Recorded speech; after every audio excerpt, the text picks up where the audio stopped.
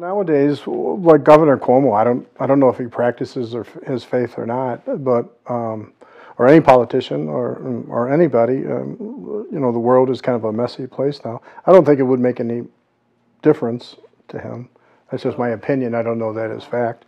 I don't know if he participates. He's a baptized Catholic, and he enjoys, I think, to political gain to say I'm a Catholic, and so it's like I'm more informed than everybody else, because he says, you know, he was an altar boy and his, you know, and so it's like it gives me more credibility to attack the church because I'm one of them, or you know, it solicits allies of people who have great difficulty with the church. So I think he uses it for political gain. But I was just so upset at that. I just thought, enough's enough.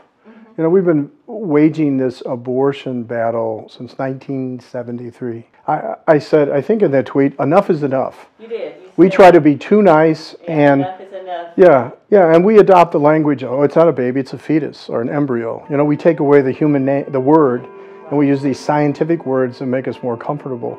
You know, and this is not my fight per se. The only one who can actually excommunicate him is the Bishop of Albany, because that's where his domicile is. That's where he lives. It's not Dolan. Poor guy, he's taking. No, he has nothing. Really fighting. Yeah. He's the most public person in probably the United States in terms of leadership of the bishops. But it's not his. In theory, it's not his fight. It's the Bishop of Albany, because the only bishop who has authority over you, I guess besides the Pope, is the local bishop. In Europe. Yeah, and so that's why. And that's why I was trying to nuance what I said, you know, like if I would have been the Bishop of Nashville and this would have happened, you know, but there are not democratic, there are pro-choice politicians that I've had conversations with in the state, and, you know, they respect, you know, they don't go to communion and such, you know, they understand the concern of what it means to be a public official, but also to use one's faith to one's advantage. That's what really bothered. If Chloe had been a Protestant.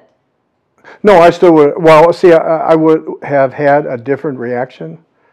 But my same reaction is that guy, the governor in Virginia, I don't know what faith he is, but I would have come out as strong if he would have signed it, but use a different tact. I wouldn't talk about how the church would react. I would make a statement about how this is just an atrocity in the United States.